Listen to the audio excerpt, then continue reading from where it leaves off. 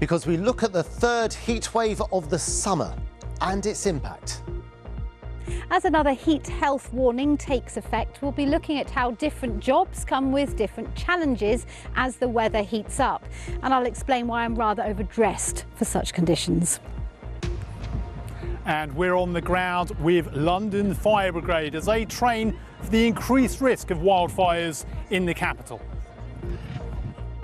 Also on this warm evening before 7, the rolling out of what are known as floating bus stops is to be paused, but many groups representing the vulnerable say they should be banned. And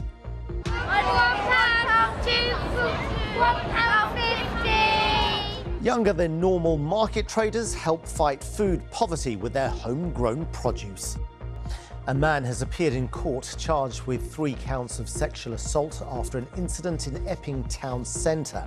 Officers say they were alerted to a person acting inappropriately on Tuesday.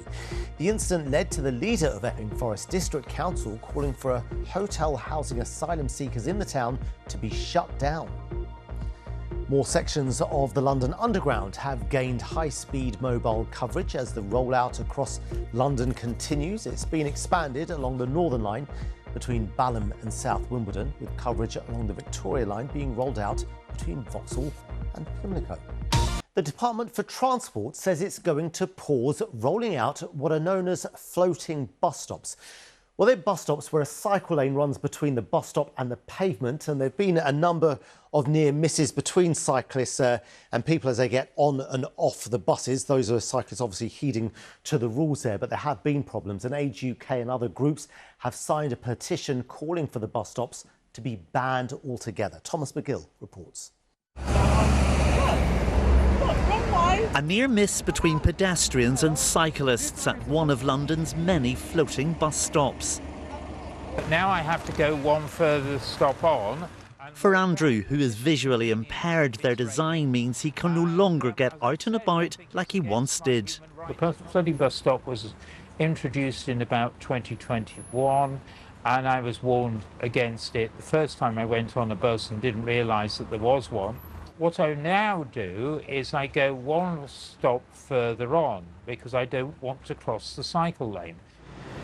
Well, it's thought there are dozens of these so-called floating bus stops across the capital, operated by the 32 London boroughs. And their design means that the bus stop, this section, is separated from the rest of the pavement by a cycle lane.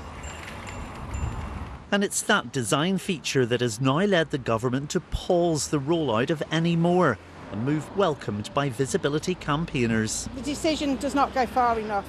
It's not just these shared use bus borders, but it's all floating bus stops that need to be halted. It's simply not safe. People put their canes out and they could get them hit, broken, knocked out their hands, or they could be hit, and the guide dog pulls them down into the cycle lane. And if the dog gets spooked, you know, the dog might or gets hit, it might not work again, and that partnership is lost forever. For cyclists, the separation of cycle lanes from other vehicles has improved safety. But Tom Vines from the London Cycling Campaign says better design is needed so they're safer for all users. We've seen from research that about 50% more safe if you've got decent infrastructure like bus lanes and floating bus stops. But we need to make sure it's a win-win for everyone, including disabled people who need to feel safe on public transport. For Sarah and other visibility campaigners, the only safe solution to avoid this is to unite the bus stop with the pavement. The government says safety and accessibility is their absolute priority and that the pause will remain until new guidance is introduced. Thomas McGill, BBC London.